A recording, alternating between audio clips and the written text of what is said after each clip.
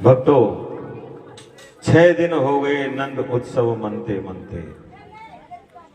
राम जी का जब जन्म हुआ न तो 1 महीने का जन्मदिन मना था। राम जी का जन्म उत्सव 1 दिन 1 महीने का। बाबा तुलसी ने वर्णन किया है, मास दिवस कर दिवस भामर मन जाने कोई, रथ समेत रवि था के ओ निशा कवन विधि होई। 1 महीने का पता ही नहीं चला अयोध्या वासियों को। और भगवान श्री कृष्ण का जब जन्म हुआ तो 6 दिन का पता नहीं चला। 6ठे दिन भवानंद ने कही, भैया हमन तो बड़ी गलती है गई। बोले कहा भयो बाबा? बोले कंस महाराज जो वार्षिक कर देते वह को समय निकल गयो, कंस महाराज गुस्सा होएंगे। भैया एक काम करो, तुम सब मेरे छोरा की देखभाल रखियो, मैं ई गयो मथुरा ई आयो कंस महाराज को कर देकर। बोले ब्रजवासी ने कहे, बाबा चिंता मत कर, हम सब हैं। नंद बाबा ने गाड़ी में गौर से भयो और मथुरा की ओर चले। कंस महाराज को कर दियो। कर दे करके जैसे ही लौट रहे थे कि वसुदेव जी से भेंट हो जाती है। दोनों मित्र मिले, आपस में सुख दुख की चर्चा होने लगी। वसुदेव जी ने कही, बाबा मैं ज्योतिष को पक्को जानकार हूं और मेरी ज्योतिष विद्या या समय ये कह रही है कि तुम तो यहां हो और त्यारे गोकुल में कोई बहुत बड़ा उत्पात है, वे वारो है। जो उत्पात की बात सुनी, नंद बाबा जानते थे वसुदेव कबहू झूठ ना है बोले। महाराज नेह स्थेयम बहुतिथिम संतुत्पाताश गोकुले। जो गोकुल में उत्पात की बात सुनी, नंद बाबा घबराए और वसुदेव जी से विदा मांग करके हरिम जगाम शरणम उत्पाता गम संकिता, भगवान नारायण को जाप करते हुए गोकुल की तरफ बढ़े। लेकिन बाबा जब तक गोकुल पहुंच पाते, वाते पहले मौसी जी गोकुल में पहुंच जावे है। कहा नाम है? पूतना। पूतना का मतलब पूतम नयति इति ही पूतना, जो पुत्रों को बिल्कुल नहीं चाहती हो उसी का नाम पूतना, या जिसमें तनिक भी पवित्रता नहीं हो उसका नाम पूतना। इसका वास्तविक नाम था बकी। ये बकासुर की बहन थी। महाराज कंसेना प्रहिता घोरा पूतना बाल घातनी, शिशुंसारणी घ्नन्ति पुरग्रामा प्रजादिषु। या को कहा मतो नगर ग्रामों में घूमती रहती। जा काहू के छोरा के जन्म की बात सुन ले, वाई घर में रूप बदल करके जावे, वह को जहर दे करके मार के वह को पूरो खून पी जावे, यही आपको काम है। तो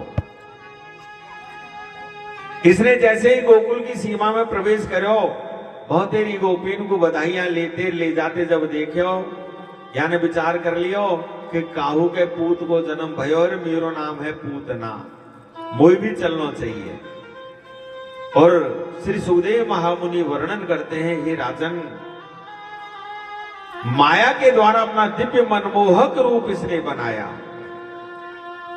और गोपियों में मिलकर के नंद भवन की ओर चलने लगी। इतना मनमोहक रूप जो कोई भी ब्रजवासी या के रूप और सौंदर्य को देखे देख तो ही रह जाए। ऐसो लगे हैं कि गोप्य श्रियम द्रष्टुम विवागताम पतिम, मानो भगवती लक्ष्मी देवी आज अपने पति से मिलने के लिए आ रही हो। साक्षात श्री देवी का प्रादुर्भाव गोकुल के अंदर हो गया। भीड़ में मिली हुई पूतना मैया यशोदा के सन्मुख पहुंची, गई, बहन राम राम। अब मैया आंख फार फार के देखे, राम राम, ये मेरी बहन कहां से आ गई। लेकिन पूतना ने कही, ऐसे आंख फार के कहा देख रही है, वो ना पहचानी। अरे मैंने सुनी बुढ़ापे में तेरे छोरा को जन्म भयो है, वह आशीर्वाद देवे के ताई आई हो। सबको यश देवे वाली यशोदा मैया ने सोची होगी कोई दूर की रिश्तेदार। हाँ सब आप ही के आशीर्वाद को फल है। कहाँ है तेरो छोरा? बोले वो सो रहे हो, अभी अभी सोवायो है, देख दूर ते आशीर्वाद दे दियो। बोले हाँ। महाप्रभु सुखदेव वर्णन करते हैं, मैया पूतना को भगवान के पलने का रास्ता बताती हुई ग्रह के अन्य कार्यों में लग जाती है, और इधर पूतना भगवान के पलने की ओर बढ़ती है। जो भगवान ने पूतना को अपनी ओर आते हुए देखा, समझ गए आ गई मौसी जी जहर पिलाने के लिए। पीना तो पड़ेगा। विबुद्धताम बालक मारिका ग्रहम चराचरात्मा से निमिलिते क्षण। भगवान तो सारे जगत की, चराचर जगत की आत्मा है, जानते हैं कौन किस भाव से हमारे पास आ रहा है। पूतना को अपनी ओर आते हुए देखा तो निमिलित एक क्षण, उसी समय अपनी आंखों को बंद कर लिया, पलकों को गिरा लिया, आंखों को बंद कर लिया। क्यों भाई? पूतना से डर गए भगवान, फिर आंखों को क्यों बंद कर लिया? तो बड़े सुंदर सुंदर भाव इस प्रसंग के संतों ने सजाए हैं। मानो भगवान ने इसलिए आंखें बंद कर ली हो, भगवान ने सोचा मेरा जन्म हुआ है माखन और मिश्री खावे के ताई, माखन मिश्री को स्वाद तो चख्यो नहीं, मौसी आगे जहर पिवावे के ताई। अब कहा करें, या पिवाएगी तो पीनो तो पड़े वो। तो अब जहर पीवे को काम भगवान भोलेनाथ को है। मानो आंख बंद करके भोलेनाथ भगवान को आह्वान कर रहे हो, हे भोले बाबा आओ मेरे हृदय में बैठ जाओ, जहर जहर को आप पी लीजिए, दूध दूध है मैं पी लूंगा।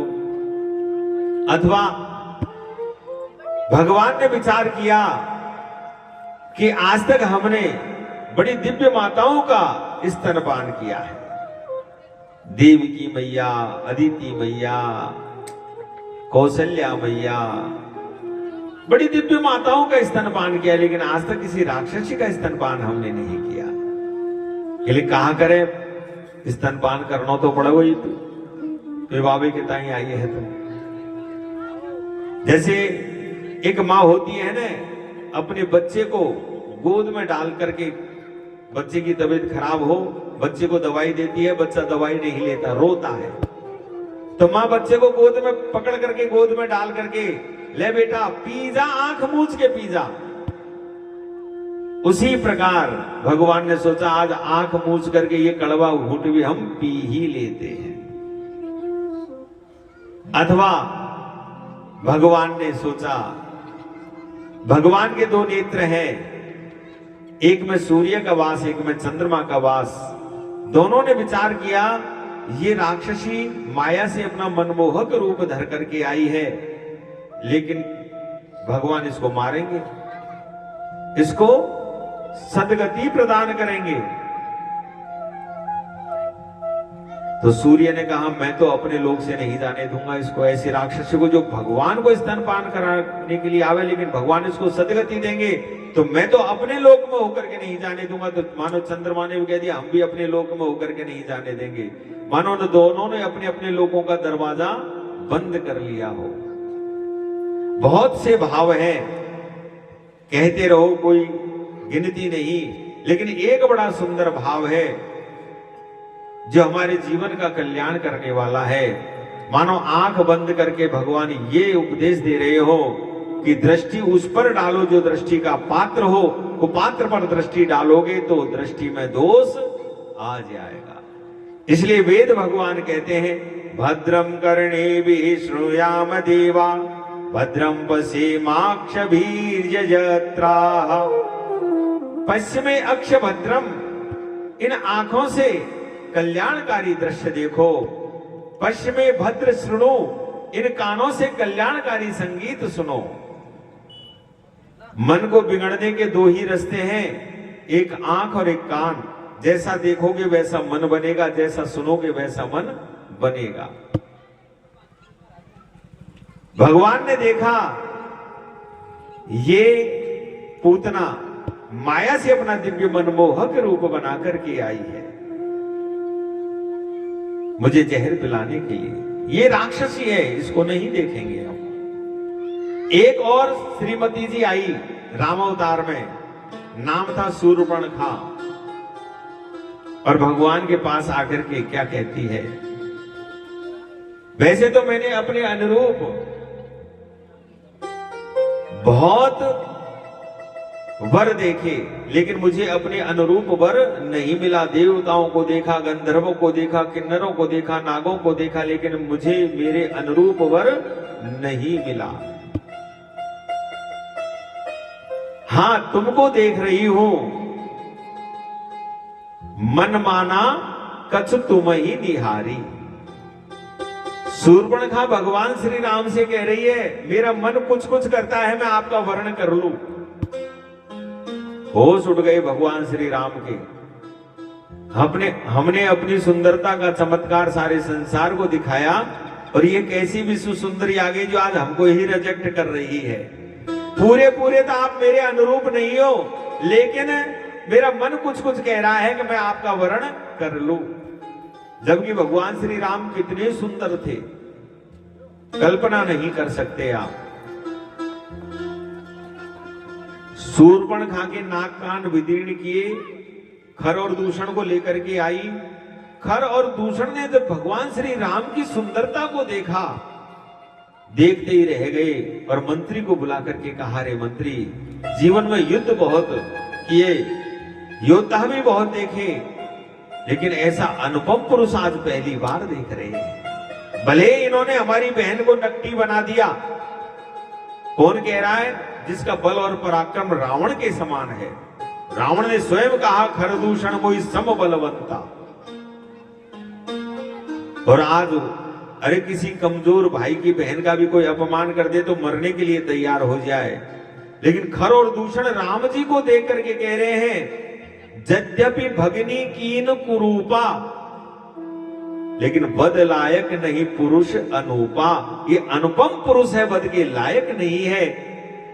खर और दूषण ने कह दिया। कितने सुंदर होंगे भगवान श्री राम। आज शूर्पणखा ने रिजेक्ट कर दिया भगवान को, तो मेरे राम जी को एक दृष्टि तो शूर्पणखा की तरफ डालनी चाहिए। कैसी भी सुंदरी आगे जरा इसको देखे तो सही, लेकिन ना, राम भद्र की दृष्टि का पात्र है उनके वामांग में विराजित किशोरी जी। बात देख रहे हैं किशोरी जी की तरफ और बात कर रहे हैं शूर्पणखा से। सीता चितई कही प्रभु बाता, सीता चितई कही प्रभु बाता, एहि कुमार मोर लघु भ्राता, सीता चितई कही प्रभु बाता। देख रहे हैं जानकी जी की ओर और बात कर रहे हैं शूर्पणखा से। राम जी ने एक दृष्टि भी शूर्पणखा की तरफ नहीं डाली, क्योंकि राम भद्र की दृष्टि का पात्र है वामांग में विराजित किशोरी जी। भगवान ने सोचा उस समय तो वामांग में किशोरी जी विराजित थी, या दाएं बाएं कोई नहीं, चलो हम अपनी ही आंखों को बंद कर लेते हैं। और राम मेरे प्रभु ने अपनी आंखें बंद की। शूर्पणखा आती है भगवान के पल्ले के पास और साधारण बालक समझ करके भगवान को अपनी गोद में उठाया और भगवान के मुख को अपने स्तन से लगाया। भगवान ने अपने नन्हे हाथों से पूतना के स्तन को पकड़ लिया दोनों हाथों से और प्रेम से स्तनपान करने लगे। मेरे गोविंद ने सबसे पहले पूतना के जहर को पिया, फिर दूध का पान करने लगे और दूध भी समाप्त तो प्राणों का पान करने लगे। जो प्राणों का पान करने लगे, गाढ़म कराभ्याम भगवान प्रपीड्यत प्राणे समम रोष समन्वितो पिबत। जो क्रोध में भर करके प्राणों का पान करना शुरू किया कि महाराज पूतना विचार करने लगी, राम राम ये छोरा को देखो सुनाए हो रहे, मोए कहां हो रहे हो। चीख पड़ी, बालक छोड़, बालक छोड़, बालक छोड़। 6 दिन की कन्हैया बोल उठे, मौसी हमने तो पकड़वो ही सीखो, छोड़वो सीखो ही ना है। जाको एक बार पकड़ ले तो ठिकाने लगा करके ही छोड़े हैं। आंख फटी की फटी रह गई। 6 दिना को छोरा बोल रहे और भगवान को लेकर के आकाश मार्ग को उड़ जाती है अपना वास्तविक रूप लेकर के। और जो पूरे प्राणों का भगवान ने पान किया, निष्प्राण होकर के पृथ्वी पर गिर जाती है। पूतना की चीख से पूरा ब्रजमंडल कंपायमान हो गया। गिरने से महाराज धरती कंपायमान हो गई। महाराज जितने भी वृक्ष आए सब चकनाचूर हो गए। पूतना के शरीर के नीचे जितने भी वृक्ष आए सब चकनाचूर हो गए। जानना चाहते हो पूतना का शरीर कितना बड़ा था? महाप्रभु सुखदेव ने बताया है भागवत के अंदर, पद्मानोपि तद्देह त्रिगभ्यंतुर्द्रुमान त्रिगभ्यति अंतर्द्रुमान। व्याकरण में एक गभ्युति में 2 कोस होता है, तो त्रिगभ्युति मतलब 6 कोस लंबा चौड़ा शरीर था पूतना का, यानी 18 किलोमीटर लंबा चौड़ा शरीर था पूतना का। ये वास्तविक शरीर की गणनाएं बताई है महाराज, इतना लंबा चौड़ा शरीर था। हाँ, धरती हिल गई, जितने भी वृक्ष आए सब चकनाचूर रह गए महाराज। ये तो महाप्रभु सुखदेव ने भागवत जी में बताया है। भक्तों, मैया यशोदा चीख को सुनकर के दौड़ी दौड़ी लाला के पलने की तरफ आई। देखा तो पलना सुना वहां, लाला को तो पता ना। अब तो मैया चीखने लगी, चिल्लावे लगी। मैया की चीख को सुनकर के सारे ब्रजवासी एकत्रित रह गए। मैया कहाँ भयो? बोले काहू मेरे छोराए ले गए। बोले कौन? बोले पतो ना है। सब ब्रजवासी इधर उधर दौड़े तो आगे देख करके देखा तो पूतना का विशाल शरीर पड़ा है। मेरे गोविंद पूतना के वक्षस्थल पर खेल रहे हैं। अरे मैया, ये तो पूतना, ये तेरे घर में कहा कब घुस गई? बोले मुझे पतो ना है, लेकिन लगे ही तो मर गई होए। ब्रजवासी ने दूर से लठिया के ठूसा दिए तो ना है। अरे भैया, ये तो मर गई। एक ने कही पूतना कैसे मर गई? एक ने कही अपने लाला को लेकर के भाग रही होगी तो ठोकर लग गई, नीचे गिरी होगी, सिर पत्थर से टकराए गए होगा तो मर गई होगी। एक ने कही दारी के यदि ठोकर खा के गिरती तो मौके बल ना पड़ी होती तो चित्त पड़ी है एकदम से चित्त। बोले भैया पतो ना है।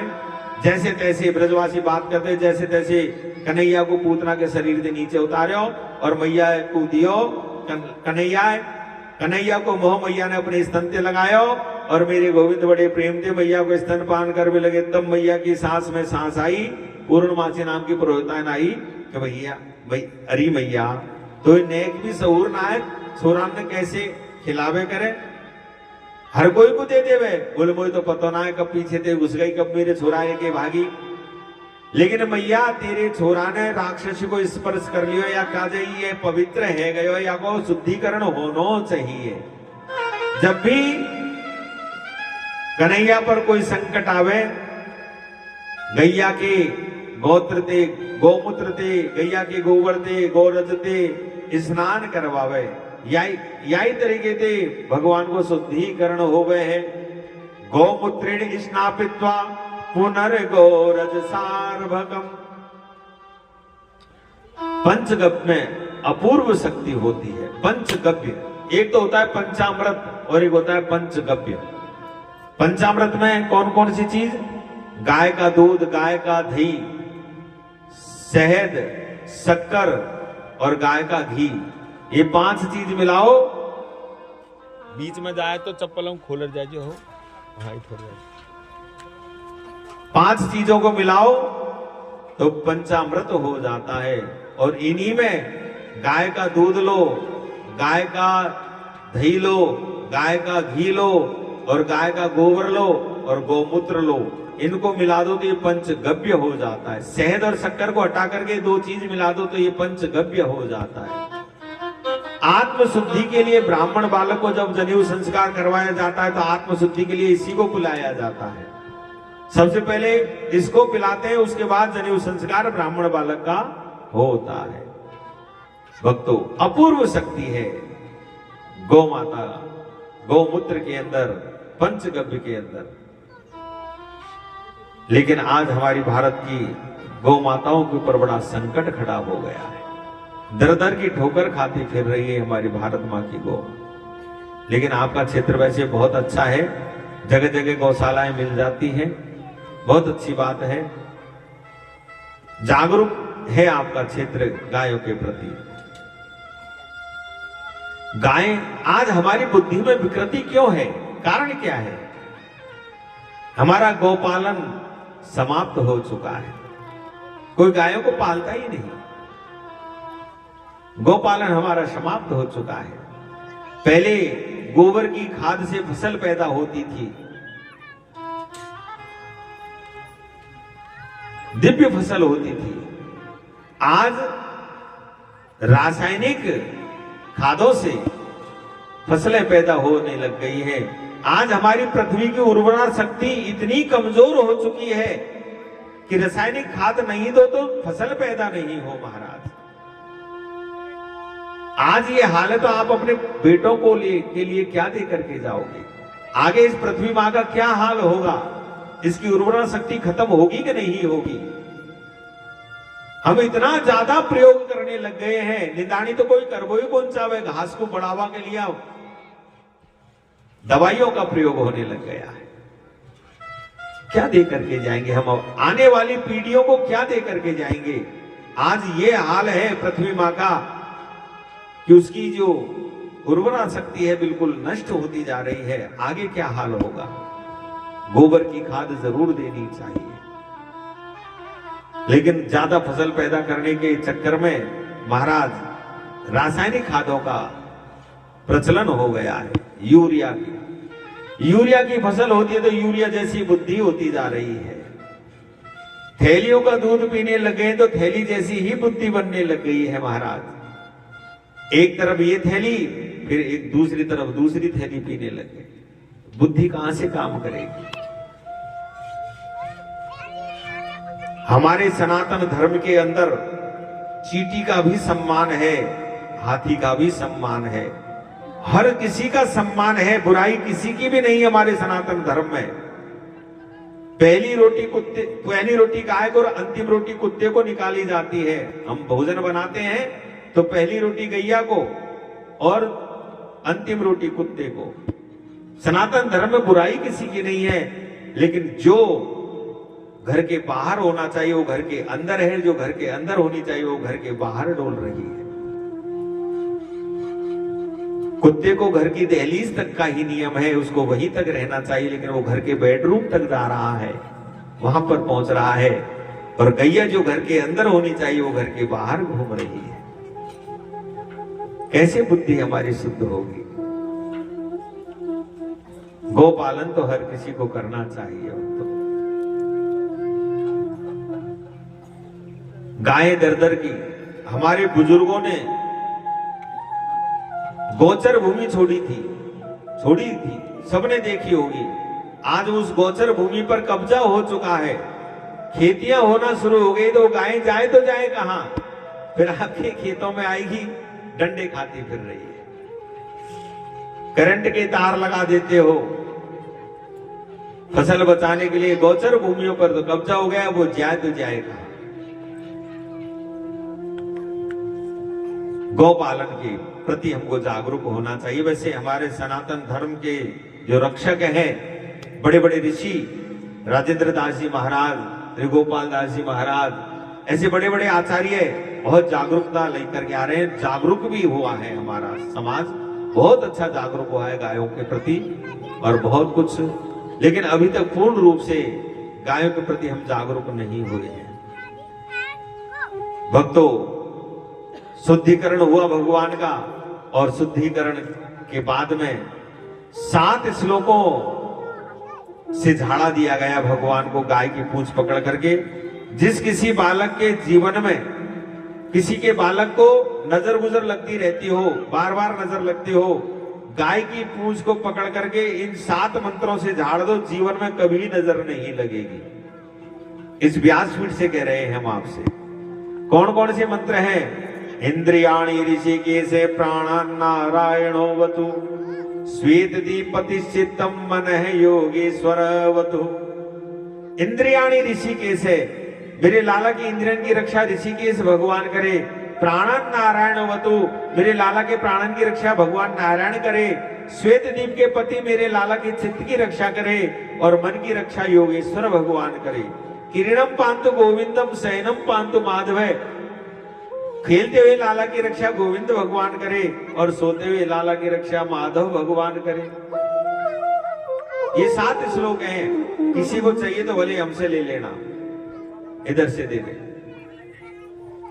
भक्तों, इधर भगवान मुस्कुरा रहे हैं, देखो कि लोग कर लो बात, आज हमारे नाम पे हमन नहीं झाड़ो लग रहे हो है। जो भी हो इतने में नंद बाबा आए, नंद बाबा घेरे, अरे बाबा गजब है वो। बोले कहाँ भयो? बोले तुम तो चले गए मथुरा और पीछे से तेरे घर में पूतना घुस गई, तेरे छोरा को लेके भाग रही, लेकिन घबरावे की बात नहीं, भगवान की कृपा से चारों छोरा तो ठीक ठाक है, लेकिन कहा बताए बाबा ये पूतना देगी मरी पड़ी। अरे भैया, बसदेव ने जो बात कही वो साची ही है गई भैया। वाने मोते वहीं पर कह दे कि त्यारे गोकुल में कोई बहुत बड़ा उत्पात है व्यवहार है भैया, बसदेव की बात बिल्कुल सच है गई। वो तो बात ठीक है बाबा, लेकिन ये मरी कैसे? भैया कहा बताऊं, बसदेव ने मोते मथुरा में कह दे कि त्यारे गोकुल में बहुत बड़ा उत्पात है व्यवहार है, तो वो छोरा की याद आई, हरीम जगाम शरणम, और मैं भगवान नारायण को भजन करवे लगे, हे नारायण मेरे छोरा की रक्षा करियो, हे नारायण मेरे छोरा की रक्षा करियो। देख मेरे भजन के प्रताप से नारायण भगवान प्रसन्न है गए, मेरे छोरा को लेकर के भाग रही पूतना, सो एक धमुकरा धरियो नारायण भगवान ने, सो मर गई रांड पूतना। बोलो राधे राधे। जब ही भगवान बाबा हम विचार करें मरी तो मरी कैसे, वो तो ठीक है, लेकिन अब या को कहा करें? बोले या के अंगन में काटो एक जगह डारो, और जितने भी वृक्ष टूटे सब या के ऊपर डार करके लगाई दो आग, और जो पूतना के शरीर को आग लगाई, देह मानस देह से धूमस्या गुरु सौरभम। पूतना के शरीर से ऐसी सुगंध निकली, ऐसी सुगंध निकली, पूरा ब्रजमंडल सुवासित हो गया। राजऋषि परीक्षित कहते हैं, हे प्रभु, जब किसी मुर्दे को जलाया जाता है तो दुर्गंध निकलती है, और पूतना जैसी राक्षसी के शरीर से सुगंध। बोले हे राजन, जिसका स्तनपान स्वयं गोविंद ने किया होगा, उसमें दुर्गंध कहां से रह सकती है? पूरा पता जानना चाहोगे पूतना का? पूरा पता एक ही श्लोक में पूरा पता जानो, हाँ कभी काम पड़ जाए। बोलो राधे राधे।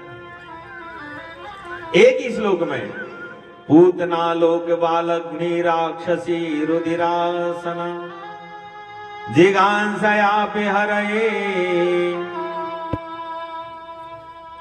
पूतना लोक बालग्नि, हे राजन जिसका नाम भी अच्छा नहीं, पूतना, पूतम नयति इति पूतना, जो पुत्रों को बिल्कुल नहीं चाहती हो, जिसमें तनिक भी पवित्रता नहीं हो, उसको पूतना, नाम भी अच्छा नहीं, तो काम अच्छा करते हुए बोले लोक बालग्नि, बालकों को मारने का ही काम करते थे, तो शायद खानदान बहुत अच्छा होगा। बोले ना, राक्षसी, राक्षस खानदान की थी, तो शायद भोजन बहुत अच्छा होगा इसका। बोले ना, असन हो रुधिर जिसका, रुधिरासना, खून पीने का ही काम करती थी। अच्छा, फिर तो शायद भगवान के पास कोई अच्छी भावना को लेकर के आई होगी। बोले जिघांसयापि हरये, भगवान के पास आई तो भगवान को मारने की भावना को लेकर के आई, तो फिर सदगति कैसे प्रदान कर दी? बोले स्तनम दत्वा आप सदगति, जैसी भी है, बुरी है, भली है, यानी काम मेरी मैया यशोदा को जैसो ही करो है, मेरी मैया भी वो स्तनपान करावे है, यानी भी वो स्तनपान कराया है, या काजे मैं तो या कुछ सदगति ही प्रदान करूंगा, धात्र्योचित गति ही प्रदान करूंगा। बताओ, जिसका नाम अच्छा नहीं, जिसका काम अच्छा नहीं, जिसका खानदान अच्छा नहीं, जिसका आहार अच्छा नहीं, जिसका व्यवहार अच्छा नहीं, जो अवगुणों की खान पूतना, एक भी अवगुण की तरफ मेरे गोविंद ने ध्यान नहीं दिया, सिर्फ एक गुण बन गया भगवान को मारने की भावना में, स्तनपान का गुण बन गया, और भगवान उसी पर रीझ गए, उसी पर रीझ गए। बताओ, पूतना जैसी राक्षसी के अवगुणों की तरफ मेरे गोविंद ने ध्यान नहीं दिया, तो आपके हमारे अवगुणों की तरफ ध्यान देंगे? यदि भगवान जीवों के अवगुणों को देखने लग जाए तो जीवों का किसी भी काल में कल्याण नहीं हो। वो तो कहते हैं, जो तू आवे एक पग मैं आऊं पग 60, और जो तू कर रो काट तो मैं लोहे जैसी लाठ। तू आ तो सही, मेरे लिए कुछ कर तो सही, लेकिन हम आना ही नहीं चाहते, हम आना ही नहीं चाहते। एक भगत जी आज ढूंढने पे आए, बोले आवा करो। भगत बोले नहीं, वही सुन लेते हैं, यहां आने से क्या होगा, वही सुन लेते हैं बैठे बैठे। बहुत अच्छी बात है, भगवान के सन्मुख भक्तों होना चाहिए जीव को। भगवान की कृपा कब होगी, कैसे होगी, कोई पता नहीं। गुणाक्षर न्याय है मेरे गोविंद का, कब कृपा करेंगे। सत्कर्म करते रहो, फल की इच्छा बिल्कुल मत रखो, कर्म करते रहो। फल हमको कब मिलेगा, कैसे मिलेगा, कोई पता नहीं। एक पापी व्यक्ति है जो बड़े ऐसो आराम से रह रहा है, बड़े ऐसो आराम से रह रहा है, और एक